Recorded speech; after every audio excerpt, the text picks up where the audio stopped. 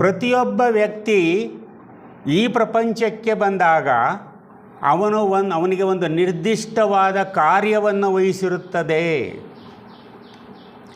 ನಾವೆಲ್ಲರೂ ಬಂದಿದ್ದೇವೆ. ಇಲ್ಲಿ ನಾವು ಒಂದು 50 ಜನ ಕೂತ್ಕೊಂಡಿದ್ದೇವೆ. ಈಗ ಲಕ್ಷಗಟ್ಟಲೆ ಜನ ಹೊರಗಡೆ ಅಡ್ಡಾಡ್ತಾ ಇದ್ದಾರೆ. ಅವರು ಈ ಕಡೆ ತಿರುಗಿ ಸಹಿತ ನೋಡ್ತಾ ಇಲ್ಲ. ಯಾಕೆ? ನಮಗಷ್ಟೇ ಇದು ಬರೆದು ಕೊಟ್ಟಿದೆಯಾ? ನಾವಷ್ಟೇ ಇಲ್ಲಿ ಕೂಡಬೇಕಂತ ಹೇಳಿದೆಯಾ ಯಾರಾದರೂ? ಪ್ರತಿಯೊಬ್ಬ ವ್ಯಕ್ತಿಗೆ ಅವನ ಜೀವನದಲ್ಲಿ ಒಂದು ಅವಕಾಶಗಳು ದೊರೆಯುತ್ತವೆ. ಅದನ್ನು ನಾವು ಅರ್ಥ ಮಾಡಿಕೊಳ್ಬೇಕು. ನಾವು ಸುಮ್ಮನೆ ಬಂದು ಕುಂತಿಲ್ಲ. ನಮಗೆ ಒಂದು ಕಾರ್ಯ ನಿರ್ವಹಿಸೋಕ್ಕೆ ಒಂದು ಜವಾಬ್ದಾರಿ ಇದೆ. ಆ ಜವಾಬ್ದಾರಿಯನ್ನು ಕೊಟ್ಟವರು ಯಾರು? ಮಹಾತ್ಮರು. ನಿರ್ದಿಷ್ಟ ಕಾರ್ಯ. ನನಗೆ ಉಪನ್ಯಾಸ ಮಾಡೋ ಅನ್ನೋ ಕಾರ್ಯ ಕೊಟ್ಟಿರ್ಬೋದು, ಇನ್ನೊಬ್ಬರಿಗೆ ಯಾವುದೋ ಒಂದು ಸೇವೆ ಮಾಡುವ ಕಾರ್ಯ ವಹಿಸಿರ್ಬೋದು. ಪ್ರತಿಯೊಬ್ಬರು ಎಲ್ಲರೂ ಒಂದೇ ಕಾರ್ಯ ಮಾಡ್ತಾ ಇಲ್ಲ. ನಮಗೆ ನಮ್ಮ ಪರಿಸರಕ್ಕೆ ತಕ್ಕಂತೆ, ಅವಶ್ಯಕತೆಗೆ ತಕ್ಕಂತೆ ನಾವು ಕಾರ್ಯವನ್ನು ನಿರ್ವಹಿಸುತ್ತಾ ಹೋಗುತ್ತೇವೆ. ಅಂದರೆ we are not waste products. ನಾವು ಏನು ಕೆಲಸ ಇಲ್ಲದವರು ಅಲ್ಲ. ನಮಗೆಲ್ಲರಿಗೂ ಒಂದೊಂದು ಜವಾಬ್ದಾರಿ ಇದೆ. ಇದನ್ನು ಈ ಆಧ್ಯಾತ್ಮ ಸಂಸ್ಥೆ ನಮ್ಮ ಅರಿವಿಗೆ ತರಲು ಪ್ರಯತ್ನ ಮಾಡ್ತಾ ಇದೆ. ಇದು ಕೇವಲ ಒಂದು ಆಧ್ಯಾತ್ಮ ಸಂಸ್ಥೆ ಅಲ್ಲ, ಥಿಯೋಸಾಫಿಕಲ್ ಸೊಸೈಟಿ. ನಮಗೆ ಗೊತ್ತಿದೆ ಜಗತ್ತಿನಲ್ಲಿ ಗೊಂದಲ ಇದೆ, ದ್ವೇಷ ಇದೆ, ಅಸಹನೆ ಇದೆ, ಹೊಡೆದಾಟ ಇದೆ. ನಾವು ನೋಡ್ತಾ ಇದ್ದೀವಿ ಪ್ರತಿನಿತ್ಯ. ಈಗಂತೂ ಇತ್ತೀಚೆಗೆ ಸದ್ಯದಲ್ಲಿ ಪ್ರಸ್ತುತ ಪರಿಸ್ಥಿತಿಯಲ್ಲಿ ಯುದ್ಧಗಳು ನಡೀತಾ ಇದ್ದಾವೆ. ಈ ಯುದ್ಧಗಳು ಈಗಿನ ಪರಿಸ್ಥಿತಿಯಲ್ಲಿ ಅಷ್ಟೇ ಅಲ್ಲ, ಹಿಂದೆ ಯಾವ ಕಾಲದಲ್ಲೂ ಇದ್ದು, ಎಲ್ಲ ಕಾಲದಲ್ಲಿ ಯುದ್ಧ ನಡೆದು, ಎಲ್ಲ ಕಾಲದಲ್ಲಿ ಗೊಂದಲಗಳಿದ್ದವು, ಎಲ್ಲ ಕಾಲದಲ್ಲಿ ಘರ್ಷಣೆಗಳಿದ್ದವು. ಇವೆಲ್ಲ ಗೊಂದಲಗಳ ಮಧ್ಯೆ ನಾವು ಏನನ್ನೋ ಹುಡುಕ್ತಾ ಇದ್ದೇವೆ, ಏನನ್ನೋ ಅನ್ವೇಷಣೆ ಮಾಡ್ತಾ ಇದ್ದೇವೆ. ಏನು ಅನ್ವೇಷಣೆ ಮಾಡ್ತಾ ಇದ್ದೇವೆ? ನಾವು ಏನೋ ಹುಡುಕ್ತಾ ಇದ್ದೇವೆ. ಈಗ ದುಃಖದ ನಡುವೆ ಸುಖವನ್ನು ಹುಡುಕ್ತಾ ಇದ್ದೇವೆ, ಅಶಾಂತಿಯ ನಡುವೆ ಶಾಂತಿಯನ್ನು ಹುಡುಕ್ತಾ ಇದ್ದೇವೆ, ದುಃಖ ಬೇಡ ಅಂತ ಪ್ರಯತ್ನ ಮಾಡ್ತಾ ಇದ್ದೇವೆ, ಸಂತೋಷ ಬೇಕು ಅಂತ ಅದಕ್ಕೆ ಹೋರಾಡ್ತಾ ಇದ್ದೇವೆ. ಈ ಜಗತ್ತಿನಲ್ಲಿ ನೋಡಿದರೆ ಇವೆಲ್ಲ ಗೊಂದಲಗಳನ್ನು ನಾವು ನೋಡ್ತಾ ಇದ್ದೇವೆ. ಈ ಗೊಂದಲಗಳ ಮಧ್ಯೆ ನಾವು ಜೀವಿಸ್ತಾ ಇದ್ದೇವೆ. ಯಾತಕ್ಕಾಗಿ? ನಮಗೆ ಒಂದು ನಿರ್ದಿಷ್ಟವಾದ ಗುರಿ ಇದೆ. ಆ ಗುರಿ ಏನು? ನಮ್ಮ ಗುರಿ ಏನು? ನಾವು ಹುಟ್ಟಿದ್ದೀವಲ್ಲ, ನಮ್ಮ ಗುರಿ ಏನು? ಹೇಗಾದರೂ ಹುಟ್ಟಿದ್ದೇವೆ, ಹೇಗೋ ಒಂದು ಕೆಲಸ ಮಾಡೋದು, ಹೇಗೋ ಬದುಕ್ತಾ ಇದ್ದೇವೆ, ಹೇಗೋ ಜೀವನ ನಡೆಸ್ತಾ ಇದ್ದೇವೆ. 60, 70, 80 ವರ್ಷ ಆದಮೇಲೆ ಒಂದು ದಿವಸ ಈ ಸ್ಥೂಲ ದೇಹ ಬಿಟ್ಟು ಹೋಗೋದು. ಇಷ್ಟೇ ನಮ್ಮ ಗುರಿ? ಮನುಷ್ಯನ ಗುರಿ ಇಷ್ಟೇನಾ? ಅಥವಾ ಇದಕ್ಕಿಂತಲೂ ಹೆಚ್ಚಿಗೆ ಏನಾದರೂ ಇದೆಯಾ? ಹುಟ್ಟಿದ್ದೀವಿ, 60, 70 ವರ್ಷ ಬದುಕೋದು, ಒಂದು ದಿವಸ ಸತ್ತು ಹೋಗೋದು. ಇಷ್ಟೇನಾ ನಮ್ಮ ಜೀವನದ ಗುರಿ? ಅಥವಾ ಇದಕ್ಕಿಂತಲೂ ಹೆಚ್ಚಿನದು ಏನಾದರೂ ಒಂದು ಹೊಂದಬೇಕು ಅನ್ನುವ ಆಸೆ ಇದೆಯಾ? ಅಪೇಕ್ಷೆ ಇದೆಯಾ? ನಾನು ಪ್ರಶ್ನೆ ಕೇಳ್ತಾ ಇದ್ದೀನಿ ನಿಮಗೆ. ಏನಿದೆ? ಏನು ಅಪೇಕ್ಷೆ ಇದೆ ನಮಗೆ? ಪರಮಾತ್ಮನಲ್ಲಿ ಸೇರಬೇಕು. ನಾವು ಕೂಡ ಅವನ ಕಿಡಿಯನ್ನು ಹಂಚ್ಕೊಂಡು ಬಂದಿದ್ದೀವಿ. ನಾವು ಒಂದಲ್ಲ ಒಂದು ದಿವಸ ಅವನಲ್ಲಿ ಹೋಗಬೇಕು. ಪರಮಾತ್ಮ ಯಾರು? ಪರಮಾತ್ಮನೇ ಈಶ್ವರ. ಇದೇ ನಮಗೆ ಗೊಂದಲ ಉಂಟು ಮಾಡಿರೋದು. ನಮಗೆ ಪರಮಾತ್ಮನ ವಿವಿಧ ರೂಪಗಳಲ್ಲಿ ನಾವೇ ಸೃಷ್ಟಿ ಮಾಡಿಕೊಂಡಿದ್ದೇವೆ. ನಮಗೆ ಮೂಲ ಉದ್ದೇಶ ಇರೋದು ಒಂದು ಚೈತನ್ಯ ಇದೆ, ಏನೋ ಒಂದು ನಮ್ಮನ್ನು ಮೀರಿದ್ದು ಇದೆ, ಅದು ನಮಗೆ ಗೊತ್ತಿಲ್ಲ. ನಮ್ಮ ಪ್ರಜ್ಞೆಗೆ ಮೀರಿದ್ದು ಯಾವುದೋ ಒಂದು ಇದೆ, ಹೌದಾ ಅಲ್ವೋ?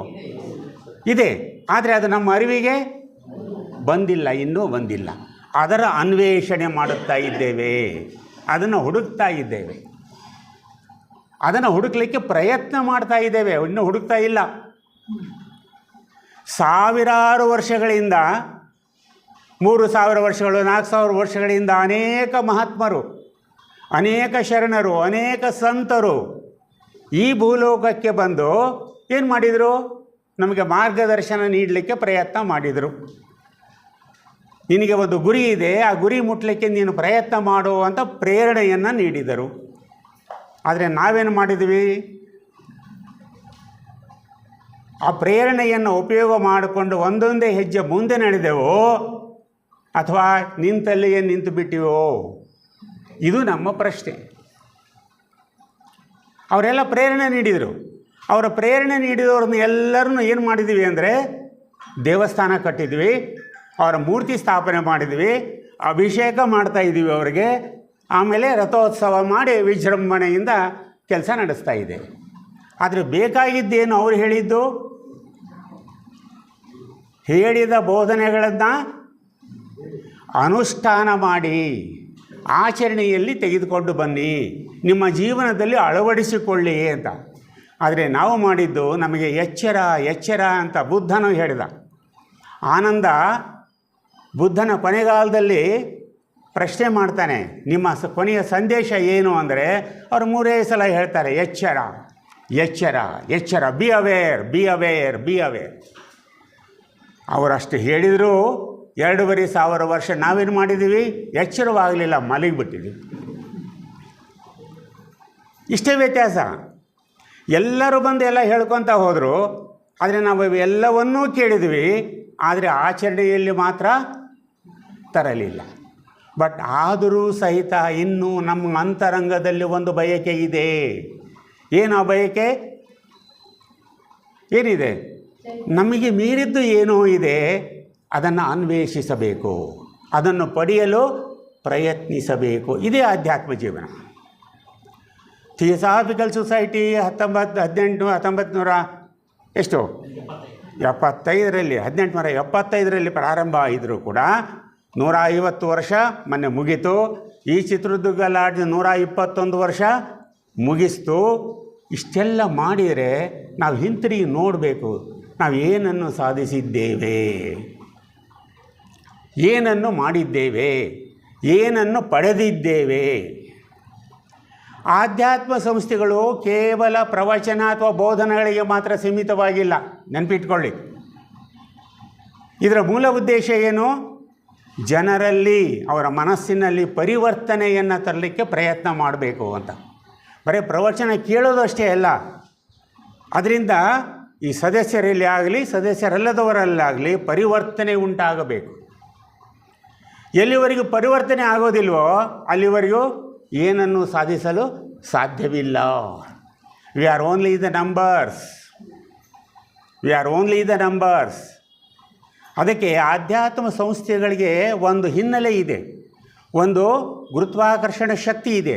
ಅದು ನಮ್ಮಲ್ಲಿ ಒಂದು ಪ್ರೇರಣೆಯನ್ನು ನೀಡ್ತದೆ. ಮಹಾತ್ಮರು ಒಂದು ಪತ್ರದಲ್ಲಿ ಬರೀತಾರೆ, ಪ್ರತಿಯೊಂದು ಆಧ್ಯಾತ್ಮಿಕ ಸಂಸ್ಥೆ ಒಂದು ಅಯಸ್ಕಾಂತೀಯ ಕೇಂದ್ರವಾಗಿದೆ. ಅದೇನು ಮಾಡ್ತದೆ? ನಮಗೆ ಪ್ರೇರಣೆ ಮತ್ತು ಪ್ರಚೋದನೆಯನ್ನು ನೀಡ್ತಾ ಹೋಗ್ತದೆ.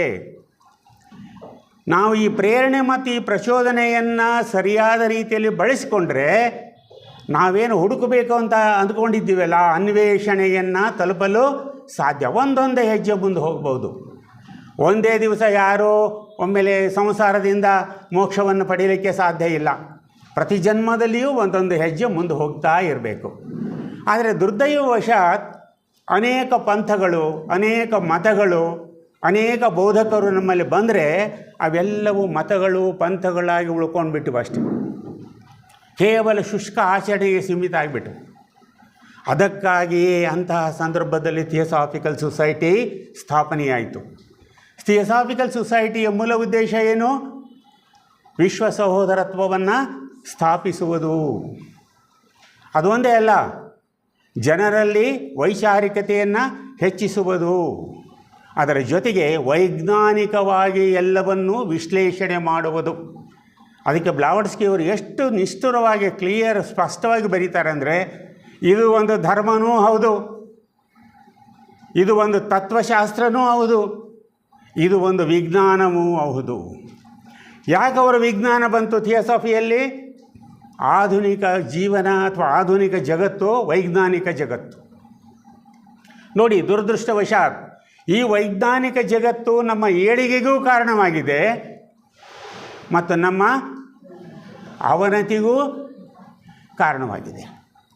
ಇವತ್ತು ನೋಡ್ತಾ ಇದ್ದೀವಿ ಜಗತ್ತಿನಲ್ಲಿ ಬಾಂಬ್ಗಳು ಎಲ್ಲಿಂದ ಎಲ್ಲಿಗೆ ಬಿದ್ದು, ಮಧ್ಯ ಏಷ್ಯಾ ಆಗಲಿ ಬೇರೆ ದೇಶಗಳಾಗಲಿ, ಇಲ್ಲೂ ಕೂಡ ನಾಶವನ್ನು ಮಾಡ್ತಾ ಇದ್ದೇವೆ, ವಿನಾಶದ ಕಡೆ ತೆಗೆದುಕೊಂಡು ಹೋಗ್ತಾ ಇದೆ. ಇದು ಸರಿಯೋ ತಪ್ಪೋ ಅಂತ ನಿರ್ಣಯ ಮಾಡುವವರು ನಾವಲ್ಲ, ನೆನಪಿಟ್ಕೊಳ್ಳಿ. ನಾವು ಜಗತ್ತಿಗೆ ಶಾಂತಿ ಬೇಕು ಅಂತ ಮಾತ್ರ ಬಯಸ್ಬೋದು, ಆದರೆ ಇದು ಸರಿಯೋ ತಪ್ಪೋ. ಯಾಕಂದರೆ ಮಹಾತ್ಮರು ಒಂದು ಕಡೆ ಬರೀತಾರೆ, ನೀವು ಯಾವುದು ಕಾಸ್ಮೋಜೆನಿಸಿಸ್ನಲ್ಲೇ ನೀವು ಸೀಕ್ರೆಟ್ ಡಾಕ್ಟ್ರಿನ್ನಲ್ಲಿ ಓದ್ತಾ ಹೋದರೆ, ಮೊದಲನೇ ಮಹಾವಂಶ ಏನು ಬಂತು ಆವಾಗ ಪ್ರಜ್ಞೆ ಬೆಳೆದಿದ್ದಿಲ್ಲ, ಮನಸ್ಸು ಬೆಳೆದಿದ್ದಿಲ್ಲ. ಮೂರನೇ ಮಹಾವಂಶದವರೆಗೆ ಮನಸ್ಸು ಬೆಳೆದಿದ್ದಿಲ್ಲ. ಆವಾಗ ಮಹಾತ್ಮರು ಅನೇಕ ಪ್ರಯೋಗಗಳನ್ನು ಮಾಡಿ ಸ್ವತಃ ನಾಶಕ್ಕೆ ಪ್ರೇರಣೆ ಮಾಡಿದರು, ಅದೇ ರೀತಿ ಮುಂದಿನ ಎಂಥ ಜಗತ್ತು ನಾವೀಗ ಎತ್ತಾ ಹೋಗ್ತಾ ಇದ್ದೀವಿ. ಈಗ ನಾವು 5ನೇ ಮಹಾವಂಶದ 6ನೇ ಉಪವಂಶದತ್ತ ಹೋಗ್ತಾ ಇದ್ದೇವೆ. 6ನೇ ಮಹಾವಂಶ ಕೂಡ ಪ್ರಾರಂಭವಾಗ್ತಾ ಇದೆ. ಅತಿ ಬುದ್ಧಿ ಪ್ರಜ್ಞೆಯುಳ್ಳಂಥ ಜನಾಂಗವನ್ನು ನಾವು ನಿರೀಕ್ಷಿಸ್ತಾ ಇದ್ದೇವೆ. ಅದನ್ನು ತಯಾರಿ ಮಾಡಲಿಕ್ಕೆ ಮೌರ್ಯರು ಸತತ ಪ್ರಯತ್ನ ಮಾಡ್ತಾ ಇದ್ದಾರೆ, ಮಹಾತ್ಮ ಮೌರ್ಯರು. ಅದಕ್ಕೆ ಎಲ್ಲರ ಬೆಂಬಲವನ್ನು ಅವರು ಕೇಳ್ತಾ ಇದ್ದಾರೆ. ಥಿಯೋಸಾಫಿಕಲ್ ಸೊಸೈಟಿಯ ಸದಸ್ಯರ ಬೆಂಬಲವನ್ನು ಕೇಳ್ತಾ ಇದ್ದಾರೆ ಅವರು.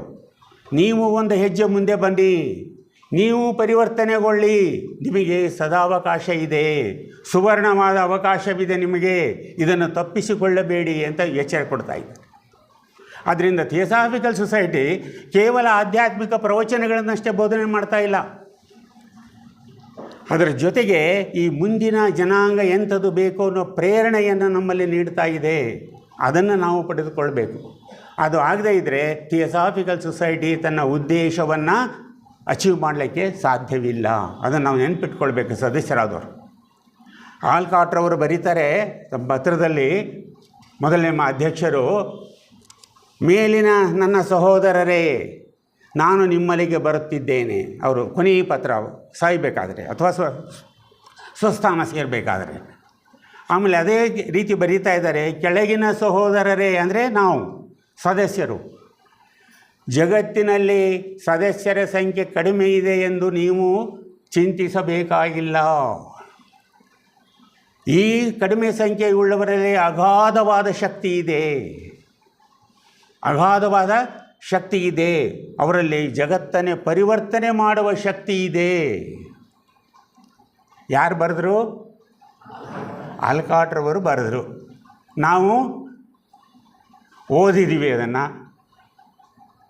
ಆಮೇಲೆ ಏನು ಮಾಡಿದ್ವಿ? ಆ ಶಕ್ತಿಯ ಬಗ್ಗೆ ನಮಗೆ ಅರಿವಿದೆಯೇ? ಅವರು ಪ್ರಾರ್ಥನೆಯಲ್ಲಿ ಒಂದು ಸಾರ್ವಜನಿಕ ಪ್ರಾರ್ಥನೆಯಲ್ಲಿ ನಮ್ಮ ತಿಪ್ಪೇಸ್ವಾಮಿಯವರು ಒಂದು ಮಾತು ಹೇಳಿದರು, ಪ್ರತಿ ಅಣುವಿನಲ್ಲಿಯೂ ಚಲಿಸುತ್ತಿರುವ ಗುಪ್ತ ಚೈತನ್ಯವೇ. ಈ ಟೇಬಲ್ನಲ್ಲಿ ಚೈತನ್ಯ ಇದೆ, ಮೈಕ್ನಲ್ಲಿ ಚೈತನ್ಯ ಇದೆ, ಪೇಪರ್ನಲ್ಲಿ ಚೈತನ್ಯ ಇದೆ, ಈ ಕಟ್ಟಡದಲ್ಲಿ ಚೈತನ್ಯ ಇದೆ. ಆದರೆ ನಮಗೆ ಅರಿವಿದೆಯಾ? ಅದರಲ್ಲಿ ಚೈತನ್ಯ ಇದೆ ಅನ್ನೋ ಅರಿವು ನಮಗಿದೆಯಾ? ಹೇಳ್ತೀವಿ, ಕಂಠಪಾಠ ಮಾಡಿ ಹೇಳಿದ್ದನ್ನು ಹೇಳಿಬಿಡ್ತೀವಿ.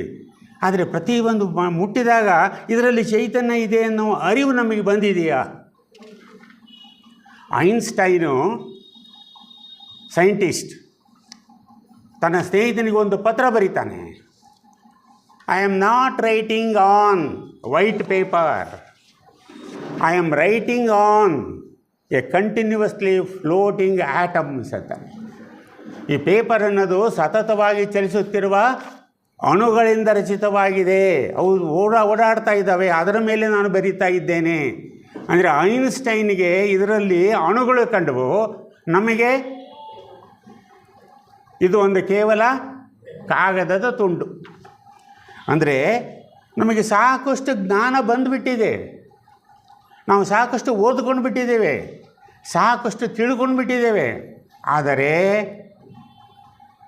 ಅನುಷ್ಠಾನದಲ್ಲಿ, ಆಚರಣೆಯಲ್ಲಿ ಯಾವುದೂ ಇಲ್ಲ. ಅನುಷ್ಠಾನ ಮತ್ತು ಆಚರಣೆಯಲ್ಲಿ ಯಾವುದೂ ಇಲ್ಲ. ಎಲ್ಲಿವರೆಗೂ ತತ್ವಗಳು ಅನುಷ್ಠಾನದಲ್ಲಿ ಬರುವುದಿಲ್ಲವೋ ಅಲ್ಲಿಯವರೆಗೆ ಆ ತತ್ವಗಳು ನಿಷ್ಪ್ರಯೋಜಕ. ಅವು ನಮಗೆ ಮಾರ್ಗದರ್ಶನವನ್ನು ತೋರಿಸಲಾರವು. ಎದಕ್ಕೆ ಮಾರ್ಗದರ್ಶನ ತೋರಿಸಲಾರವು? ಸತ್ಯದ ಅನ್ವೇಷಣೆಗೆ ಮಾರ್ಗದರ್ಶನ ನೀಡಲಾರವು. ಆದ್ದರಿಂದ ನಮಗೆ ಈಗ ಬೇಕಾಗಿರುವುದೇನು ಪ್ರಸ್ತುತ ಕಾಲದಲ್ಲಿ? ಕೇವಲ ಬೋಧನೆಗಳಲ್ಲ, ಆ ಬೋಧನೆಗಳ ಅನುಷ್ಠಾನ, ಅರಿವು. ಒಂದು ಸಣ್ಣ ವಿಷಯ ಹೇಳ್ತೇನೆ. ನೀವು ದಿವಸ ಒಂದು 5 ನಿಮಿಷ ಅಥವಾ 2 ನಿಮಿಷ ಅಂದ್ಕೊಳ್ಳಿ, ಸುಮ್ಮನೆ ಕುಂತ್ಕೊಂಡು ಕಣ್ಣು ಮುಚ್ಚಿಕೊಂಡು ನಾನು ಯಾರು ಅಂತ ಒಂದು ಪ್ರಶ್ನೆ ಯಾರಿಗೆ ಹಾಕಬೇಕು? ನಾನು ಯಾರು ಅಂತ ಈ ಪ್ರಶ್ನೆ ಯಾರಿಗೆ ಹಾಕಬೇಕು? ಬೇರೆ ಯಾರಿಗೂ ಬೇಕಾಗಿಲ್ಲ, ನಾವೇ ಹಾಕ್ಕೋಬೇಕು.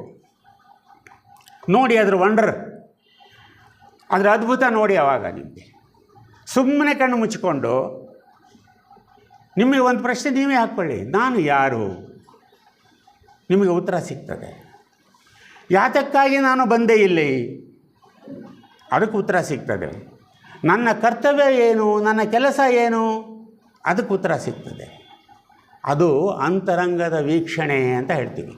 ಅದು ಈಗ ಬೇಕಾಗಿದೆ ನಮಗೆ.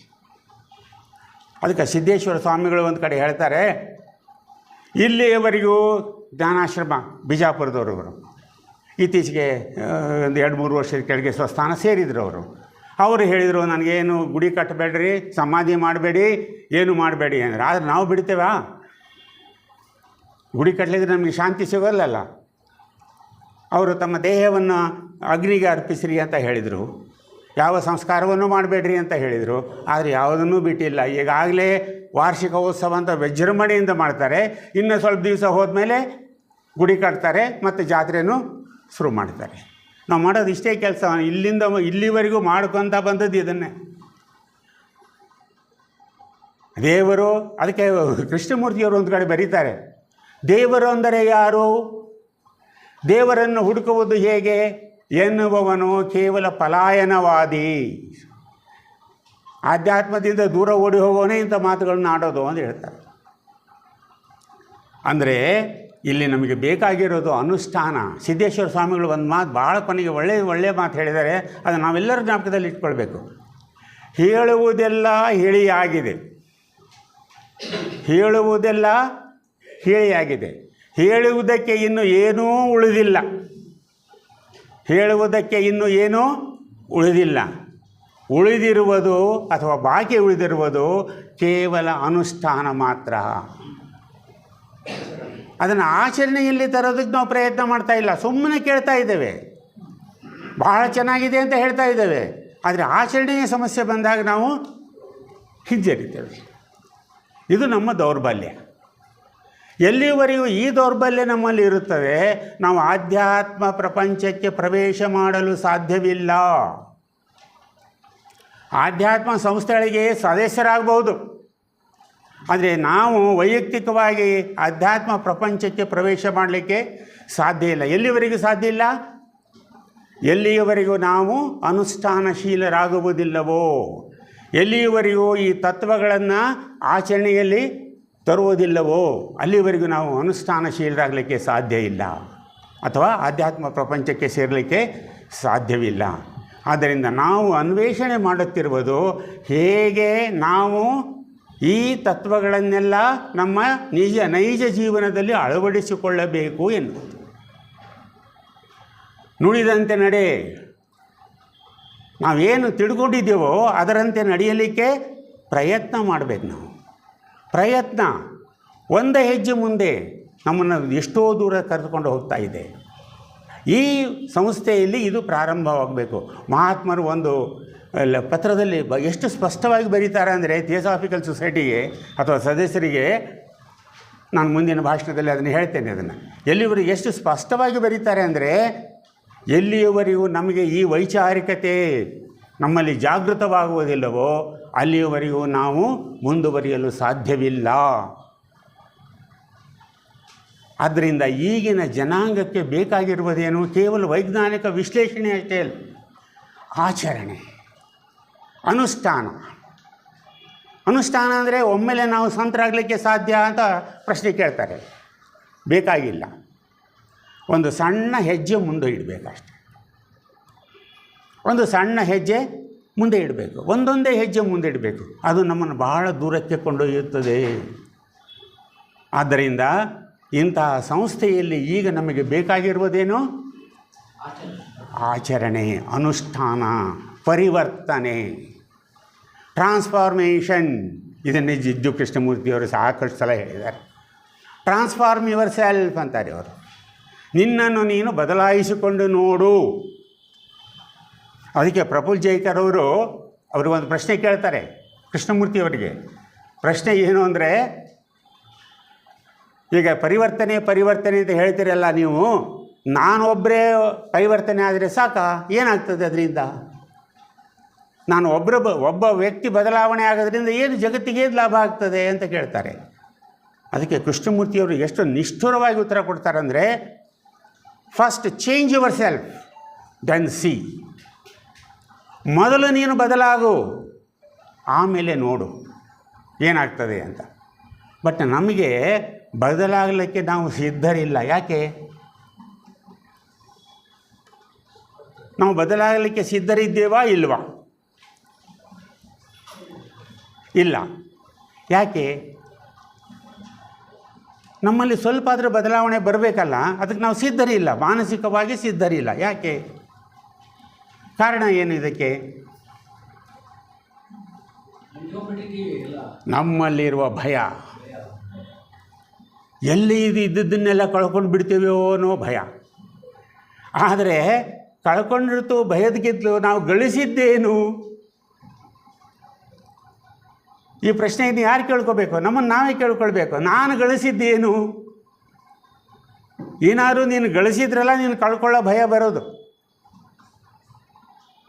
ಇಂತಹ ಪ್ರಶ್ನೆಗಳನ್ನು ನಮಗೆ ನಾವೇ ಹಾಕ್ಕೊಂಡಾಗ ನಮ್ಮಲ್ಲಿ ಒಂದು ಪ್ರಚೋದನೆ ಬೆಳೀತಾ ಇದೆ, ನಮ್ಮ ವಿಚಾರ ಶಕ್ತಿ ಬೆಳೀತಾ ಇದೆ, ನಮ್ಮ ಬುದ್ಧಿಶಕ್ತಿ ಬೆಳೀತಾ ಇದೆ, ನಮ್ಮನ್ನು ನಾವು ಅಂತರಂಗದಲ್ಲಿ ವೀಕ್ಷಣೆ ಮಾಡ್ಕೊಳ್ಳೋಕ್ಕೆ ಸಾಧ್ಯ ಆಗ್ತಾ ಇದೆ. ಯಾವಾಗ ನೀವು ಅಂತರಂಗದ ವೀಕ್ಷಣೆ ಪ್ರಾರಂಭ ಮಾಡಿದಿರೋ ಸಹಜವಾಗಿ ನಿಮ್ಮಲ್ಲಿ ತನ್ನಷ್ಟಕ್ಕೆ ತಾನೇ ಪರಿವರ್ತನೆ ಉಂಟಾಗ್ತದೆ. ಯಾರು ಹೇಳಬೇಕಾಗಿಲ್ಲ, ಅದಕ್ಕೆ ಯಾರೂ ಸರ್ಟಿಫಿಕೇಟ್ ಕೊಡೋದು ಬೇಕಾಗಿಲ್ಲ. ಆವಾಗ ನೋಡ್ರಿ ನಮ್ಮಲ್ಲಿರುವ ಶಾಂತಿ, ಆನಂದ, ಅದರ ಮಹತ್ವ ಗೊತ್ತಾಗ್ತದೆ.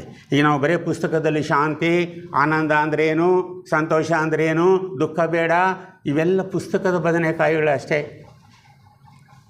ಯಾವಾಗ ನೀವು ನಿಮ್ಮನ್ನು ನೀವು ಒಳಹೊಕ್ಕು ನೋಡಲಿಕ್ಕೆ ಪ್ರಯತ್ನ ಮಾಡ್ತೀರೋ ಆವಾಗ ನಿಮಗೆ ನಿಜವಾದ ಸತ್ಯ ದರ್ಶನ ಪ್ರಾರಂಭವಾಗ್ತದೆ.